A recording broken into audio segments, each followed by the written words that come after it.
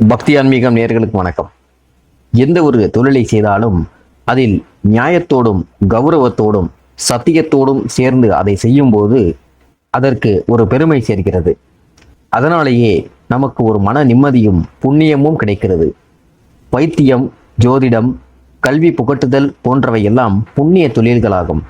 இந்த ஜோதிட சாஸ்திரத்தில் ஜாதக பலனறிய பல வழிகள் இருக்கிறது.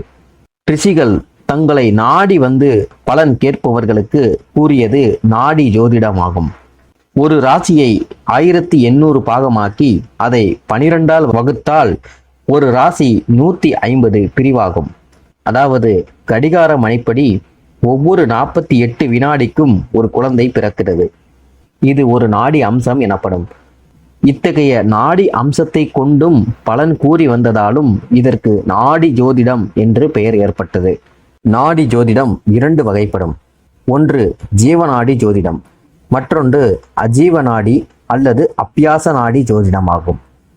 பிருகு முனிவரது வாக்கியங்கள், காகபுஜண்ட மகரிஷி வாக்கியங்கள், சுகர் நாடி வாக்கியங்கள் யாவும் ஜீவநாடிகளாகும். ஜீவநாடி என்பது உயிருள்ள நாடியாகும். எந்த மொழிக்காரருக்கு கொடுப்பினை உள்ளதோ அவர்கள் இதனை வாசிக்கும் போது அவரவர்களுக்கு உரிய மொழியில் எழுத்துக்கள் மின்னல் போல் தோன்றி மறையும். விளம்பர பலகையில் எழுத்துக்கள் டிஜிட்டல் முறையில் வருவது போல. இதனை படிப்பதற்கு பயிற்சி வேண்டும். இதுவே ஜீவநாடியாகும். 18 ரிஷிகள் ஒருவருக்கு ஒருவர் தர்க்கம் செய்து அதன் வழியாக தோன்றியதுதான் இந்த சுவடிகளில் காணப்படும் அப்பியாச நாடிகளாகும்.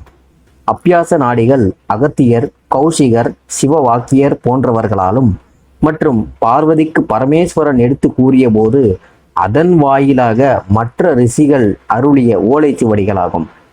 இது நீங்களாக சூரிய நாடி, சந்திர நாடி, மங்கள நாடி, புதநாடி, குருநாடி, சுக்கிர நாடி, சனி நாடி கிரகங்களை மையமாக வைத்தும் ஜாதக பலன்கள் எழுதி வைக்கப்பட்டுள்ளது. இந்த அப்பியாச நாடிகள் ஒரு சூத்திரம் போல பல விதிகள், அணுகுமுறையை அடக்கியுள்ளது. ஒருவர் வந்து கேட்கும் நாள், நட்சத்திரம், காலம், நேரங்களை தாங்கி பலன்கள் இதில் வரும். நாடி ஜோதிடத்தில் அப்பியாச நாடிகளுக்கு பெரும்பாலும் கை விரல் ரேகைகள் தேவைப்படுகின்றன. அதாவது கட்டை விரல் ரேகையை பயன்படுத்துகிறார்கள். இந்த ரேகைகளின் வகைகள் 108 வகைப்படும். ஒவ்வொரு வகை ரேகைகளுக்கும் ஒரு கட்டு வீதம் 108 கட்டு ஓலைச்சுவடிகளில் குறிப்புகள் காணப்படும். விதியை சற்று தள்ளி வைக்க முடியும் என்பதை உணர்த்துவது நாடி சாஸ்திரம் ஆகும். நாடி சாஸ்திரம் வேறு, நாடி ஜோதிடம் வேறு.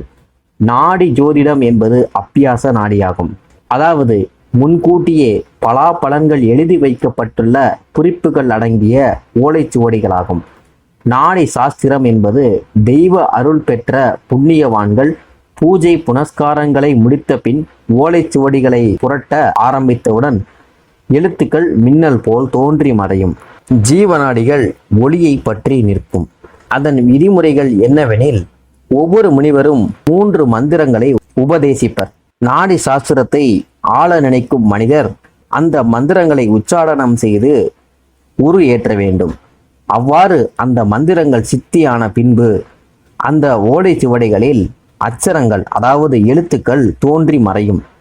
அவ்வாறு ஒரு முறை அந்த ஓலைச்சுவட்டில் அச்சரம் தோன்றிவிட்டால் அந்த மந்திரம் இவருக்கு சித்தி ஆகிவிட்டது என்பது பொருள். அந்த கண நேரத்தில் அந்த எழுத்து தோன்றி மறைந்துவிடும். இந்த பதிவு உங்களுக்கு பிடித்திருந்தால் உங்கள் நண்பர்களுக்கு பகிருங்கள். மேலும் இது போன்ற ஆன்மீக ஜோதிட தகவல்களை அறிந்து கொள்ள பக்தி ஆன்மீகம் சேனலை சப்ஸ்கிரைப் செய்யுங்கள். நன்றி, வணக்கம்.